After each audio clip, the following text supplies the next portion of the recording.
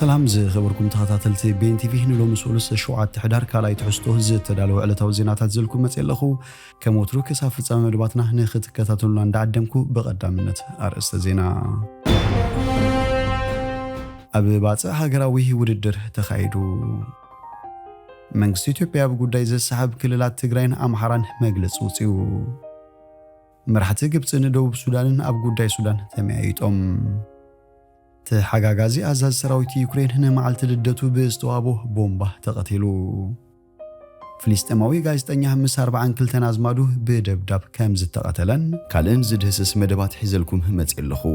ሰናይ ናይ ምክትታል ጊዜ እንዳተመነኹም አብዛ ቻናል ድማ ናይ ወትሩ ተኸታተልቲ ንኽትኮኑ ሳብስክራይብ ብምግባር ናይ ደወል ምልክት ክትጥውቁ ብኽብሪ ይዕድመኩም አብባጽ ሃገራዊ ውድድር ተኻይዱ እዚ ውድድር ኣብዚ ሰዓበት መዓልቲ ኣብ ሰዓታት ቅድሚ ቀትሪ ዝተፈላልየ ክለ ዕድመ ዝተሳተፉ ውድድር ምሕንባስ ኣብ ሬድሲ ሆቴል ተሰላሲሎም ኣብዛ ዝተፈላልየ ቅድም ምሕንባስ ዝተኻየደላ ዕለት ቀዲሞም ክለ ዕድመ ካብ 9 ክሳብ 11 ናይ 50 ሜትሮ ናጻ ምሕንባስ ኣብ ዘካየድሉ ዳይሞንድ ቴዎድሮስ ብ4 ካልሊትን 53 ንኡስ ካልሊትን ተዓዊቱም በቁሩብ ካልሊታት ተፈልዮም ድማ ዮናታን በርህን አቤል ምድሃንን ካላይን ሳልሳይን ደረጃ ሒዞም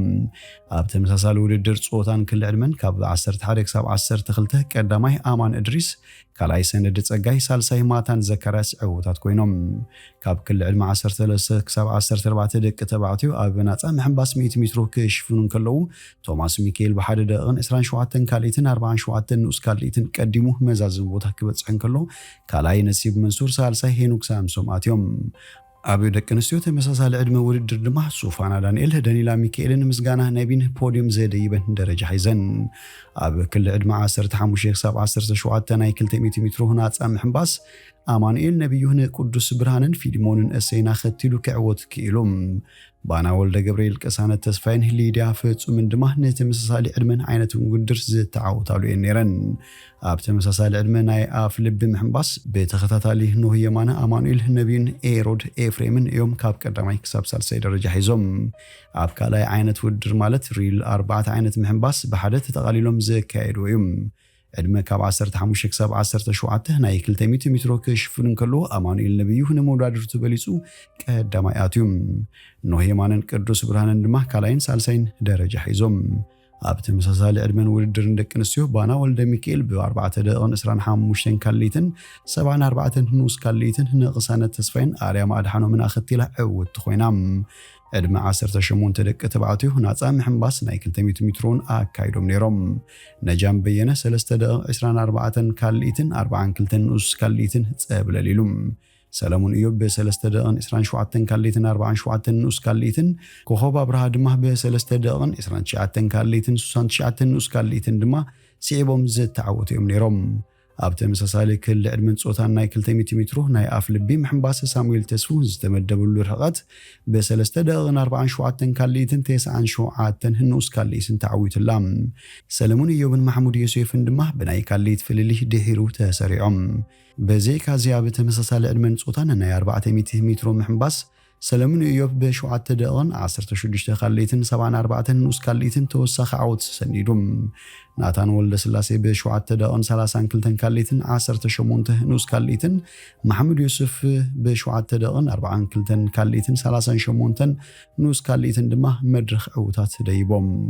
እዚ ከምዚ ኢሉን ኩሉ ንሃገራዊት ጋንታ ኤርትራ ወኪላ ኣብቲ ካብ 23 ክሳብ 26 ሕዳር ኣብ ሩዋንዳ ዝካየዱ ውድድራት ምሕንባስ ብኣጉ ምስ ተፋረጋጊጸ ምህላዋ ትግለጽ መንእሰይ ሓምባሲት ሄርሜላ ንጉሰ ነዚ ሃረመቶ ዝቐልጠፈ ጊዜ ማለት 35 ካልሊት ንምርጋጽ ናይ 50 ሜትር ውድድር ነበይና ኣካይዳ ነይራም ነታ ቀዲማ ዝሃረመቶ ጊዜ ክትደግሞ ኣይ ኣገማን ካብ ብዙሓት ድማ ሞራል ረኺባም ዕውታት ናይ ሜዳልያን ገንዘብ ሽልማቶምን ካብ ዝተፈላልዩ ሓለፍቲ ዝተቐበሉ ኮይኖም መረብ ሰቲት ከዓ ነቶም ኣብዚ ውድድር ዝተሳተፉ ኣባላታ ንዋታዊ መተባብዒ ገይራ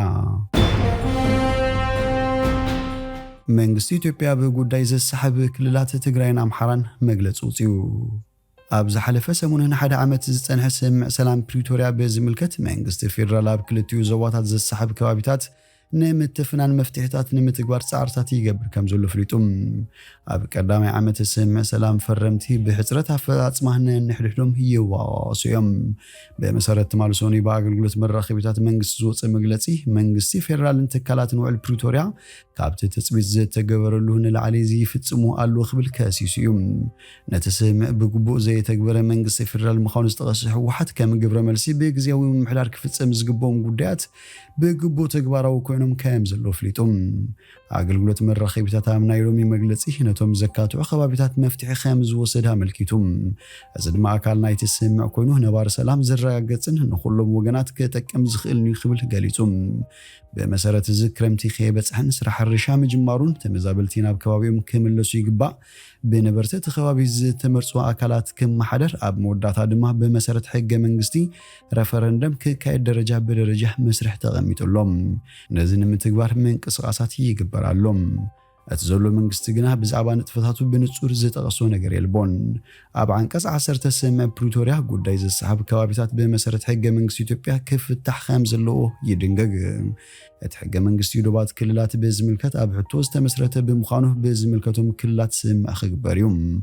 ኣብ አንቀጽ 48 ክልላት እንተዘይተሰማምዐን በቤት ምኽሪ ፌደሬሽን ከም ዝውሰድን ይድንገግ አገልግሎት መራኸቢታት ኣብ ዝሃቦ መግለጺ መንግስቲ ፌደራል ንኣተገባብራ ስምዕ ፕሪቶሪያ ልዕሊኡን ኪንኡን ከይዱ ኢሉ ብኻልእ ወገን ድማ ብገለ ነገራት ድሕሪት እናተረፈ ነቲ ስምዕ ኣብ ሙሉእ ኩነታት ኣይፈጸሙን ክብል ጊዜያዊ ምምሕዳር ትግራይ ወቂሱም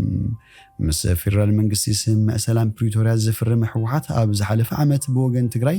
ክስርሑ ዝተሓሰቡ ጉዳያት ብጽቡቕ ተሰሪሖም እዮም ብምባል ናይ ፌደራል መንግስቲ ሙቃሱ ነጺጎም በተመሳሳሊ ዕማም ምስ ምእላይ ከበርቲ ኣጽዋር ጎኒ ንጎኒ ክስራሕ ከም ዝነበሩ ዝጠቐሰ ህወሓት ኣብ ግብሪ ኣይወዓለን ስቓይ ህዝቢ ትግራይ ግን ተናዊሑ ክብል ገሊጹ ህወሓት እቲ ግጭት ንምውጋድ ዝተበጽሐ ስምዕ ሰላም ፕሪቶሪያ ሙሉእ ብሙሉእ ኣብ ግብሪ ስለ ዘይተተግበረ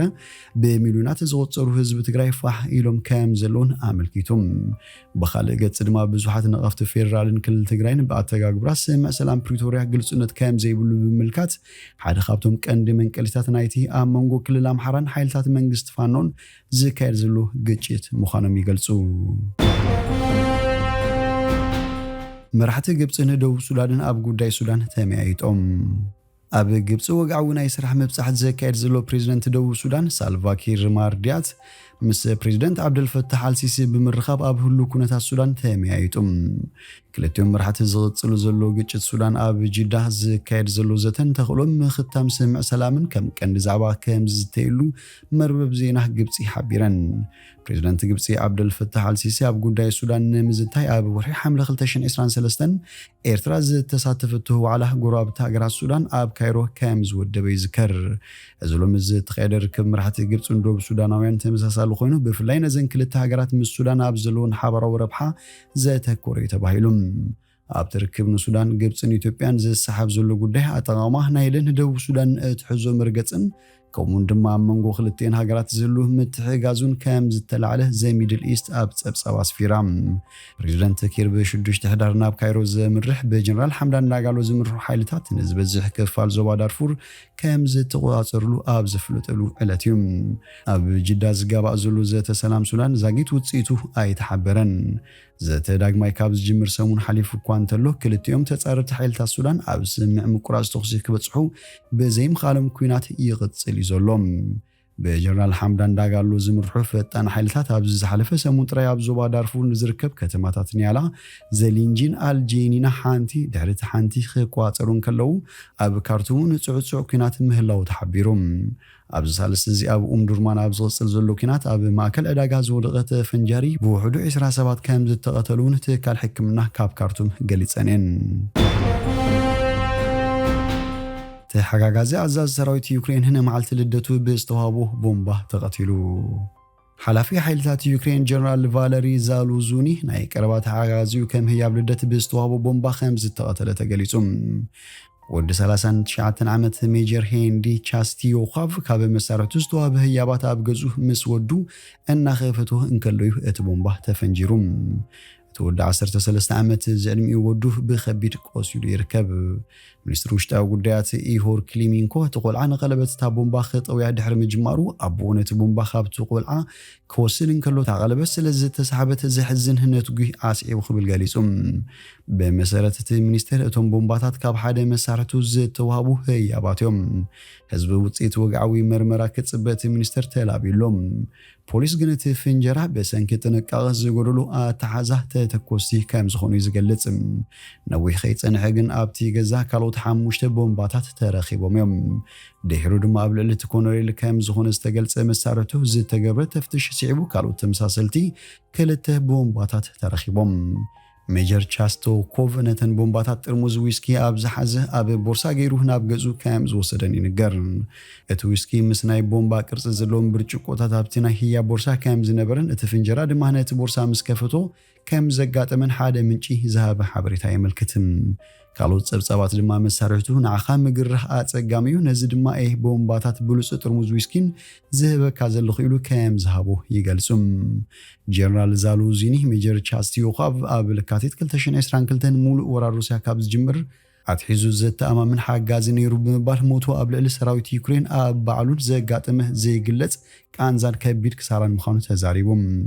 ይኹን እምበር ዩክሬናውያን ወሃቡ ትርኢቶ ብዛዕባ ወግዓዊ ጠንቅት ፍንጀራ ሕቶ የልዕሉ ኣለዉ ገሊኦም ድማ ምናልባት ንጀነራል ዛሉዚኒ ንምቕታል ዒላማ ዝገበረ ክኸውን ከም ዝኽእል ይግምቱ ፍልስጤማዊ ጋዜጠኛ ምስ 42 ኣዝማዱ ብደብዳብ ተቐቲሉ ሓደ ፍልስጤማዊ ጋዜጠኛ ምስ 42 ኣባላት ስድራ ቤቱ ብምጥቃዕቲ ኣየር እስራኤል ከም ዝተቐተለ ዝስርሓሉ ዝነበረ ትካል ዜና ሓቢሩም ኣገልግሎት ዜና ፍልስጤም ዋፋ ከም ዝበሎ መሐሙድ ኣቡ ሓሲራ ኣብ ምዕራባዊ ከባቢታት ከተማ ጋዛ እዩ ተቐቲሎም እቲ ብ7 ጥቅምቲ ብምጥቃዕቲ ሓማስ ዝተወለደ ኩናት ካብ ዝጅምር ኣትሒዙ 37 ጋዜጠኛታት ከም ዝተቐተሉ ንድሕነት ጋዜጠኛታት ዝሕለቕ ማሕበር ሲፒጄ የመልክትም ኣብቲ ዝቕጽል ዘሎ ደብዳባት እስራኤል ልዕሊ 10,000 ሰባት ተቐቲሎም ከም ዘለው ሰመዚ ጥዕና ጋዛ ይሕብሩ ብወገን እስራኤል ድማ ኣብቲ ብሓማስ 7 ጥቅምቲ ዘካየዱ ምጥቃዕቲ 1400 ሰባት ክሞቱ እንከለው ኣስታት 240 ካልኦት ኣብ ጋዛ ብሓማስ ጅሆ ተታሒዞም ይርከቡ ኣብቲ ምጥቃዕትታት ኣብ ዝቐጸለ ውግን ሓያሎ ወታደራት እስራኤልን ተቐቲሎም ኣሎም ብዓሰርታት ዝቑጸሩ ሰራሕተኛታት ሕብራት ሃገራት ዝርከቡም ትካላት ሰብኣዊ ረድኤት ከም ዝተቐተሉን ይፍለጥ ዝኸበርኩም ተኸታተልቲ ቤን ቲቪ ንሎሚ ዝብልናዮ መሰናዶና ኣብ ዝወዲና ኣለና ምሳና ስለ ጽናሕኩም ብልቢ ነመስግን በብዘለኹሞ ሰላም